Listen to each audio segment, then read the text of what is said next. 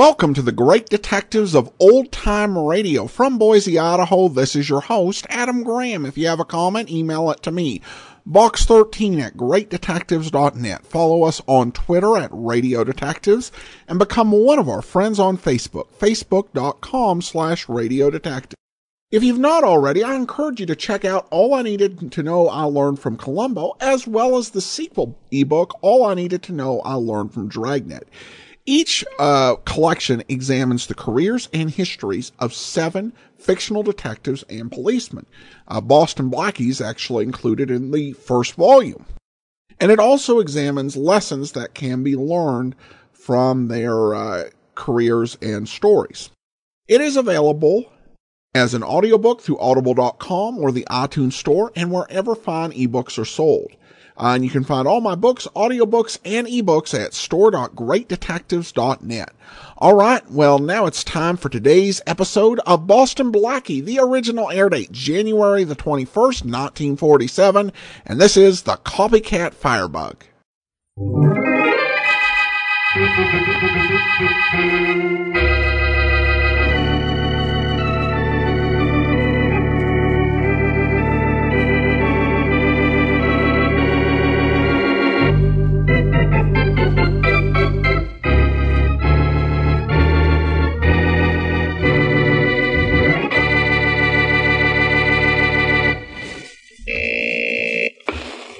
National Insurance Company, good morning. Mr. Adams, please. Mr. Adams, one moment, please. Adams speaking. Yes, Mr. Adams, go ahead, sir. Hello, Mr. Adams. This is John Rodney. Oh, hello, Rodney. Where are you calling from? Terre Haute this time, but I got here too late. Jim Gary worked here all right, but that was 3 years ago. Oh, too bad. Any idea where he went, though? Seems he went on from here to Birmingham. He must have still had the jewels with him. They never turned up here. I'll phone you again from Birmingham.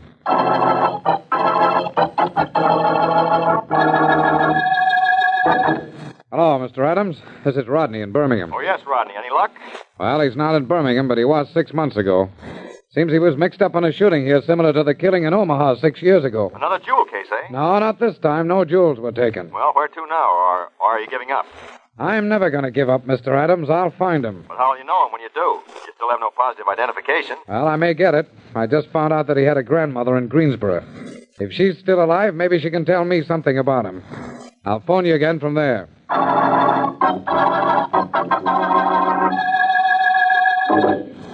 Hello, Mr. Adams? Yes? This is Rodney in Greensboro. Oh, hello, Rodney. Did you find Jim Gary's grandmother? Yeah, I found her all right. Good. But she couldn't tell me much about him. She's old, very feeble, practically can't see. I hope you didn't tell her that her grandson is wanted for robbery and murder. No, I couldn't. I said I was an old school friend of his. And we got a break, Mr. Adams. She gave me a picture of him. A picture? That's the one thing we've needed all these years. Good work, Rodney. Thanks, but that isn't all. His grandmother says the last she heard of him, he was in New York. She thinks he's still there. I'm taking a plane out of here this afternoon. I think I'll find him at last, Mr. Adams. It won't be easy, Rodney. New York is a big city. Yeah, but I got Jim Gary's picture now. And I've trailed him for 5 years without it. If he isn't in New York, I'll find him somewhere else. I'll never give up.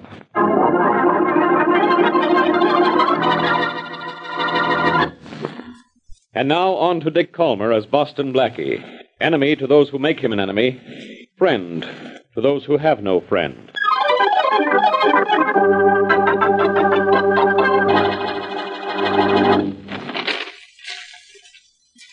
Jody, I have to hide behind that newspaper all afternoon. Can't you talk to me a little? I'm lonesome. What do you mean you're lonesome, Jean? Don't I sit home with you all day? Yeah, with a newspaper in front of your face. That's charming, isn't it? You read all day and you're never home at night. No? Well, isn't that too bad? What do we do for money if I stayed home 24 hours a day? Where do you think your clothes come from? The 5 and 10? The kind of work I do pays good money, and I do a good job, too. All right. What was I? Hey, there's something in the paper here about the job I did night before last. Yes, I know. I saw it. An old man was killed in that fire, Joe. So? Was that my fault? You set the fire. Come here, you. Joe, let go of me. I ought to do more than slap you. And I will next time you say that out loud. I'm sorry, Joe. I didn't mean to. You don't mean to do a lot of things. Look, Joe, I don't have to take a beating from you. I know too much about you, who you are and where you're from. You. Don't you hit me again, Joe, ever. You're a professional firebug and a murderer, and I can prove it, too. I can tell the police all about you and your past. Let me tell you something about your future, baby. You're the only one in the world who knows who I really am, and that's no good. I'd forget it if I were you, and quick. Before people forget you ever lived, baby.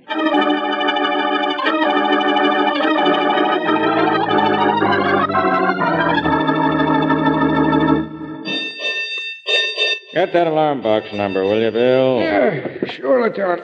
Probably not for us, but you can never tell where that firebug's going to strike next. It's box 234, Lieutenant. Not in our district. Wonder if the police will ever catch that nut, Lieutenant, huh? I think they will. There's a man killed in that fire night before last. He'll get the guy who set that fire and get him for murder, too. Well, I sure hope to get him soon. Hi. Hey, look who's coming into the firehouse. It's our old friend Blackie. And my friend Mary Wesley. Hello there, folks. Hello, Lieutenant. Hello, Lieutenant. Wesley, how are you? It's been so long since you and Blackie been down here, I was afraid maybe you preferred police headquarters. Oh, there's more excitement here, but more fun down there when Inspector Faraday starts talking. Hi, Bill. Hi, Blackie. Miss Wesley. Hello, Bill. Yeah, the phone bill. Get it, will you? Yeah, sure, Lieutenant. Having a lot of trouble with that firebug, Lieutenant? Yeah, plenty, Blackie. But the police won't let him run loose long. I hope not. What? Yeah, you bet. Hey, Lieutenant, fire in a rooming house at 624 Cannon Street. Big one. Bill, ring the verbal alarm button. So long, Miss Wesley. Goodbye. Come on, Mary, let's get out of here. So long, Lieutenant. So long, Blackie. Hey, Lieutenant, the alarm was sent in from box 454. That's on the corner near 624 Cannon Street, all right? Well, let's get out. All right, you guys. Come on, get a move on you, fellas. Driver at 624 Cannon Street. Fast. Outside and stop traffic. Quick. Smith, turn on that mouse light. Come on, get out. Get out.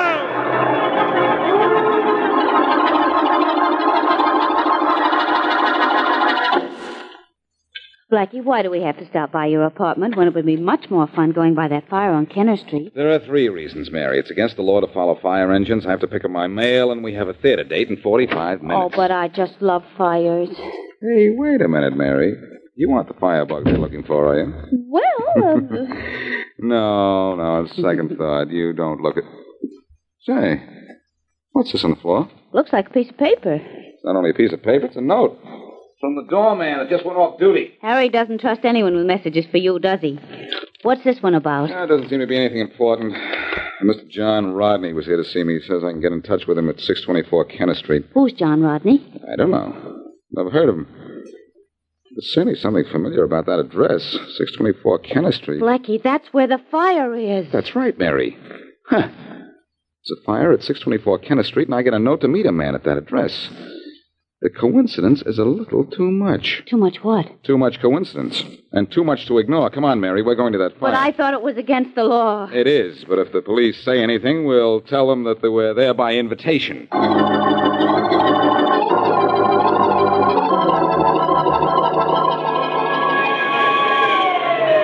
Here comes the salvage crew, Inspector Faraday. A lot it'll have to salvage, Lieutenant. That house is just about gone.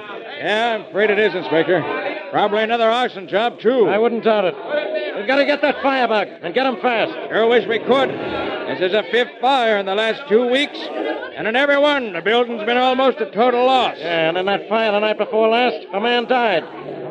Any fatalities this time? Not that we know of yet. This was a rooming house. The landlord gave us a list of boarders. Yeah. So far, they all been accounted for, with the exception of...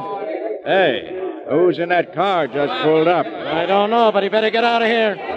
Hey, you, keep moving. Get that car out of here before... Faraday, at last they've got you directing traffic. Blackie, no, it can't be. Blackie, don't I have enough trouble now? You know that much? No. Now, don't burn up, Faraday. The fire department is busy enough already. Hello there, Lieutenant. Hello, Blackie. Beat it, Blackie. Oh, no, Inspector. Mary and I have an invitation to this fire, and she decided to watch it from the car. Well, you watch it from your car, too. Only park it on the other side of town. Oh, now, Faraday, you wouldn't spoil any fun of mine, would you? I just love fire engines. It's all right with you if I hang around, isn't it, Lieutenant? Yeah, I suppose so. Nothing to see anymore, though, Blackie. We have the fire about under control. Why did you have Faraday here, Lieutenant? Just for laughs? You know very well why I'm here, Blackie. There's a firebug loose in this town, and a man was killed in that fire the night before last. So I'm looking for a killer. Who invited you here? Well, Faraday, somebody left me a note telling me to come to this address. The Firebug sent it, I suppose. No, I doubt that. It was from a man named John Rodney. Do you know him? No. Blackie, did you say John Rodney? Yes, he lived here, didn't he? This was a boarding house. A lot of people lived here. And one of them was a John Rodney. I have a list of all the tenants in the building. They're all accounted for except one. And the only one missing is John Rodney.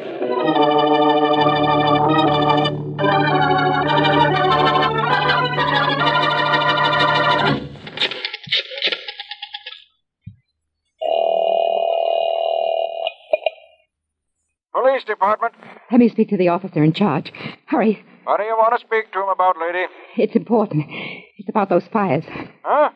The one set by the Firebug? Yes. Now may I speak to him, please? Just a minute, lady. I'll connect you with the head of the homicide department, Inspector Faraday. Yes? Inspector Faraday, this is Jean Marsh. I know who's setting those fires, and I have proof, too. Yeah? How do you know all these things? Well, there isn't time to tell you. Come to 1414 Well Road, and I'll... Oh. You'll what? Well, I'll explain all about it. You see, it's not as simple as you think. Look, you know who the Firebug is, or don't you? Yes, I mean, no, not exactly. I'm not sure. I'll have to think it over a little more. Goodbye. Oh. Hello, Jean. Hello, Joe. I didn't hear you come in. I know you didn't. You've been here long? Long enough. Joe, I'm sorry. Yeah, you're sorry. So am I. I'm sorry you got something to be sorry about. You were calling the cops about me, weren't you? Yes, but I didn't... I heard what you told them. And believe me, you're going to be plenty sorry I did, baby.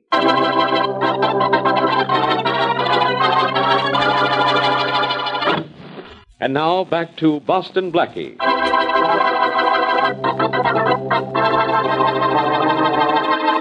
John Rodney, insurance investigator, uncovers a picture of fugitive Jim Gary and feels that his 5-year search for the culprit is nearing an end. On his arrival in New York, he takes a room at 624 Kenner Street, then sends a note to Boston Blackie to meet him at that address.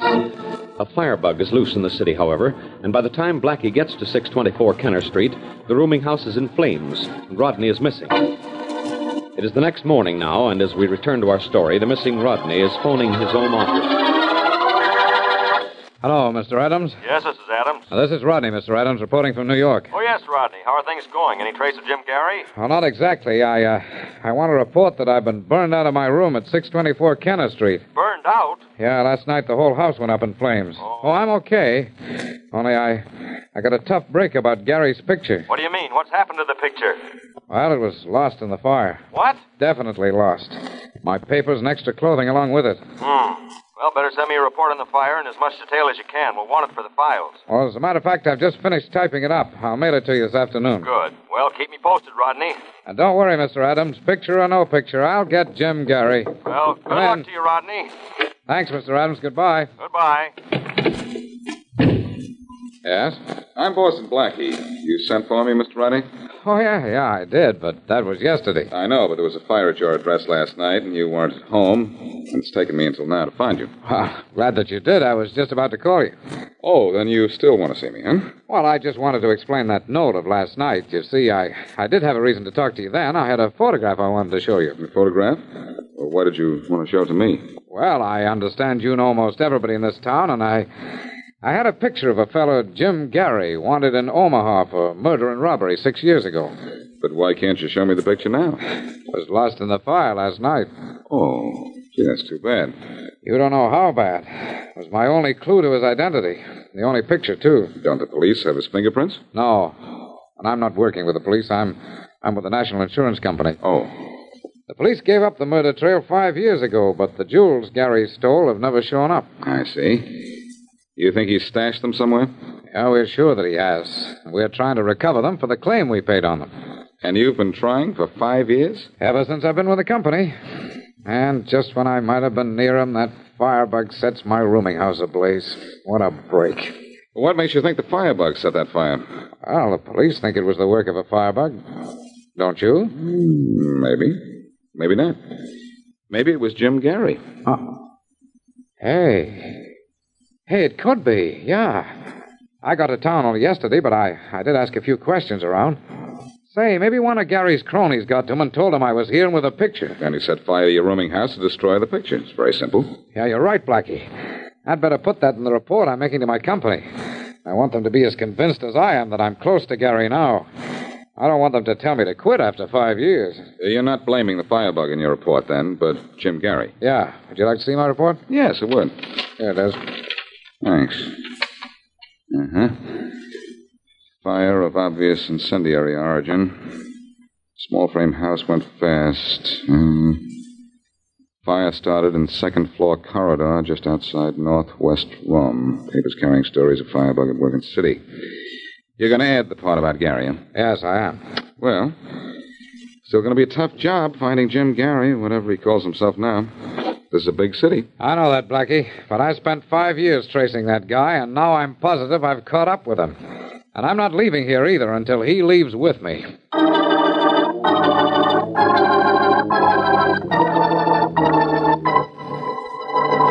Joe, what are you doing? Something wrong with your gun? No, there's nothing wrong with it. It works. I just want to be sure everything's okay when my car gets here. Joe, couldn't Relax, baby. Relax. Like I've been telling you, I heard what you told the cops on the phone.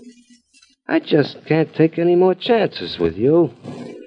So when the car comes, we'll take a ride in the country. Joe, you really mean it? You're really going to do this to me? Sorry, baby, but I have to. I just can't trust you anymore. Right, there's the car now. Come on, get your hat on. All right. We're in a cute one, huh? Do you mind? Wish you wouldn't, you. Look too pretty in it. Huh? Then maybe. It's not going to make any difference. Come on, I'll get your coat on and hurry. I'm hurrying as fast as I can. Oh, yeah? You're taking your own sweet time. Wouldn't you, in a spot like this? No, I wouldn't. And I wouldn't take it as calm as you either. You sure are taking this calm. Yeah, I got to give you credit, baby. You really don't seem scared. I'm not. No? See this gun? Uh-huh. One wacky move, and I'll let you have it here, and we'll forget about the ride. Come on, you got your coat on. Let's go. And take that pocketbook of yours with you. I don't want it around here. Joe, please. Come on, quit stalling. Joe, you are serious. You are going to kill me. You were serious when you called the cops. Come on, let's get it over with. Sure, Joe. We'll get it over with right now. What do you mean, we'll get it over with? Oh. Gee, baby. That wasn't right. That's not the way I planned it. Where'd you get the gun? From my pocketbook. The one you made me pick up.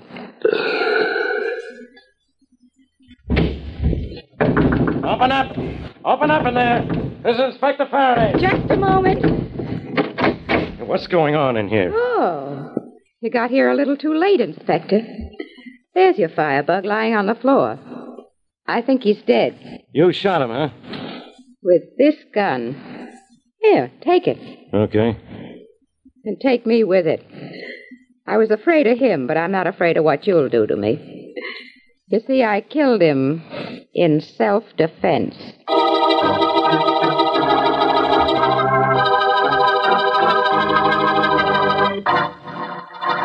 Blackie, this is Jean Marsh. How do you do, Miss Marsh? She just shot and killed a man she claims is the Firebug. How do you know he was the Firebug, Miss Marsh? First, because he told me so, Blackie. But I knew it before he told me. I heard him talking on the phone, arranging to set the fires. On the phone with whom? The people who owned the buildings. They wanted the insurance money for their properties. And they paid him well. Name the fires your husband set, Mrs. Marsh. Well, you were the Firebug's wife? Yes. Oh. I'd be his late wife if I hadn't had a gun in my purse. Yes. We know all about that, Mrs. Marsh. Your self-defense plea will hold up. We found your husband with a gun still in his hand. Now, tell us what fires your husband set. The one on Oak Street last week, that office building. Uh-huh. That abandoned hotel 2 nights later. Yeah? That garage on Sunday. What about the one a couple of nights ago where that man was killed? Yeah, he said that one, too. He even bragged about what a good job it was. Mrs. Marsh, if you knew your husband was setting these fires last week, why did you wait until today to phone the police? Well, he'd never killed anyone in a fire until the last one. Began to work on me, my husband, a murderer. I couldn't let him go on and maybe kill someone else. But you did let him set that fire at 624 Kenneth Street last night. No, he didn't set that one. How do you know? Well, he wasn't working last night. He always told me when he did a job. Your husband didn't set that fire on Kenneth Street last night? That's what she said, Faraday. Well, if he didn't, who did? I know who did. Jim Gary. Jim Gary? Who's he? A man wanted for murder and robbery in Omaha 6 years ago, being sought by John Rodney, an insurance investigator. The same John Rodney who had a room at Kenneth Street? Mm-hmm. You know where he is now, don't you? Sure. We found him in a hotel this morning. So this Gary set fire to that house on Kenneth Street.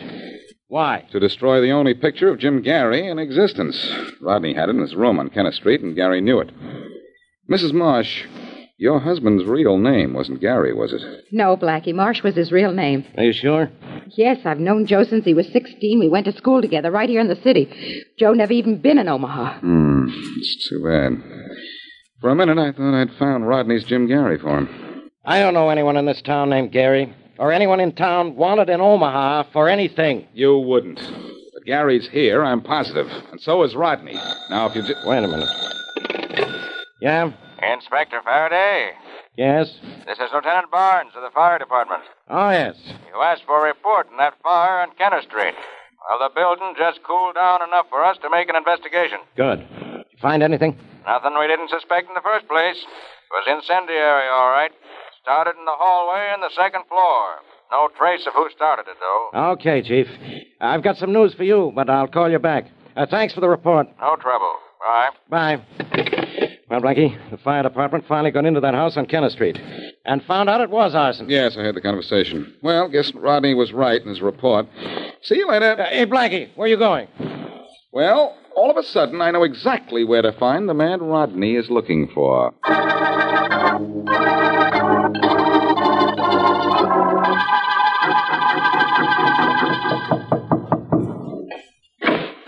Hello, Rodney. Well, Blackie, come in. Thanks. What are you all smiles about? I have some good news for you, Rodney. Oh, you have? Oh, about Jim Gary? I think so. Well, it's nice to get some encouragement. Inspector Faraday down at headquarters says I'll never find Gary, even if I look for him another 5 years. Faraday's been wrong about a lot of things, a lot of times. Well, I know he's wrong about this. Oh, maybe I am sort of temporarily stopped by the loss of that picture in the fire last night, but I'll find Gary just the same, because I'm never going to stop looking for him. I know you're not, Rodney, and I'm going to help you find him, too. Oh, thanks. I'd appreciate that. But maybe you'll run out of patience, Blackie. I may be looking for him for a long time. You don't have to look for him, Rodney, because you're the man you're looking for. You're Jim Gary. Surprised? Yeah. Do you know how I know you're Jim Gary? Do you know I am? Yes. Now, I'll tell you how I know. That report on the fire you sent to your company. You revealed the origin of the fire in that report. Yeah, I did. Too bad you did, Rodney. Or maybe I should start calling you Gary now. Because you filed your report this morning, and it wasn't until this afternoon the building cooled off enough for the fire department to go into it. Oh, I see. No, I see. You had no way of knowing where that fire started unless you started it yourself. And I know why you started it yourself. To destroy the last bit of evidence that you were Jim Gary, the man you've been looking for. You're very clever, Blackie. I want to congratulate you. And I want to warn you, Gary, don't reach for anything, a gun, a knife, or anything to throw at me. This gun of mine throws bullets awful fast. Really? Yes. Just don't try anything. No. I'm not going to try anything, Blackie. But I don't think I'm going anywhere with you. Oh, yes, you are. Come on. No, Blackie. I don't think so. You're right about everything but one. I'm not coming with you. Oh, but you are. Oh, Blackie, I'm sorry to disappoint you, but I've taken poison. Gary. Gary. What a guy he must have been. He just couldn't stand being himself.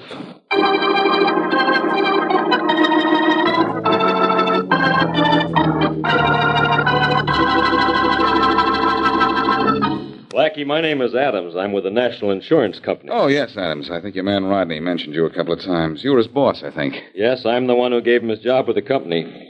He was a clever man, Blackie. Yes, he was. Getting a job, looking for himself, was a swell idea. He was clever and he was patient. He waited almost a year and proved himself to be a good investigator before he asked to be put on the Jim Gary case. And he seemed to be so resourceful that we put him on that one case exclusively. Getting that photograph of himself from his grandmother was certainly a stroke of genius. That was the last possible clue to his real identity. He didn't destroy it then because he was afraid his grandmother might report that she'd given him the picture. Yes, that's right. Were you suspicious when he reported that the picture had been lost in the fire? Not a bit. I trusted the man implicitly. That man was a marvel, Blackie. Yes, he was brilliant, all right. But like all men whose minds are twisted, Jim Gary couldn't take it when things were turned against him.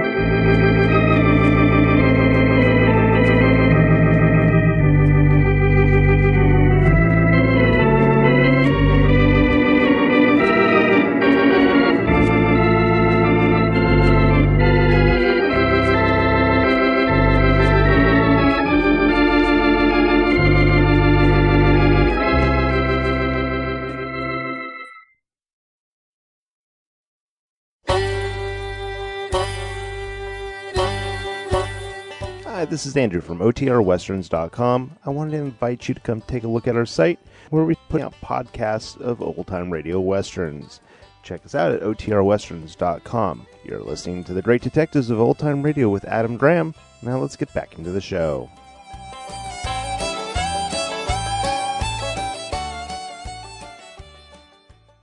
Welcome back. I had to love the arsonist a bit. He was just wonderfully over the top demented, particularly when he was providing his insistence that this whole thing was not right because he was the one who ended up dying. The murderer's plot, I kind of think, was not quite as broad as you'd think. I mean, getting hired by the insurance company to investigate it for a year or two and then giving it up as a bad case, that makes sense. And pretty much everybody would let it lie, and it would be just a cold case nobody'd be looking into. But to stay on it for years and years in this intrepid search, and you'd have to get suspicious too if you're the company. I mean, he's 5 years on the same job, turning in expense accounts. I mean, living off the company on this one case. After a year or two, as the company, you might think, okay, I think this might get solved, but I don't think with the person we have investigating it's going to cut it. Because the only reason this guy was ended up coming under suspicion was it was his own fault. All right, well, listener comments and feedback right now. And regarding the T-shirts issue, Luke writes in, when it comes to the T-shirts, I'd like a long sleeve or even 3/4 sleeve option. P.S. It's always T-shirt weather in Australia. Well, thank you so much for the comment, Luke, and I'll certainly consider that option. I'd like a longer tee to be available myself, and I think a 3/4 is one of the options that the company, that our vendor gave us. I definitely appreciate that it's always t-shirt weather in Australia, but most of my listeners are in the northern hemisphere. Though there are some in California where that t-shirt weather no doubt stretches pretty far. The big reason that I'm doing it this way is our current vendor, the way it's set up, is we sell the t-shirts in campaigns. So we need to sell enough t-shirts in the course of the 2 or 3 weeks of the campaign for the t-shirts to actually ship. I tried to set up through Amazon Merc, but they never got back to me. And this vendor contacted me, graciously offered and encouraged us to do t-shirts, and I already had the design, so we went ahead with it. So we're going to plan on a period where I think we've got enough of our listeners who are going to be able to order to help us get a couple of different orders done. So we'll probably start this just before Memorial Day and continue on for 6 weeks. So if you would like a t-shirt or 6, giving you advance notice to save up for what you'd like. And I'll be sure and let you all know when it's available. Thanks so much for the comment, Luke. That'll do it for today. Join us back here tomorrow. Yours truly, Johnny Dollar. Next Thursday, another episode of Boston Blackie. In the meantime, send your comments to box13@greatdetectives.net. Follow us on Twitter @Radio Detectives. And become one of our friends on Facebook. Facebook.com/Radio Detectives. From Boise, Idaho, this is your host, Adam Graham, signing off.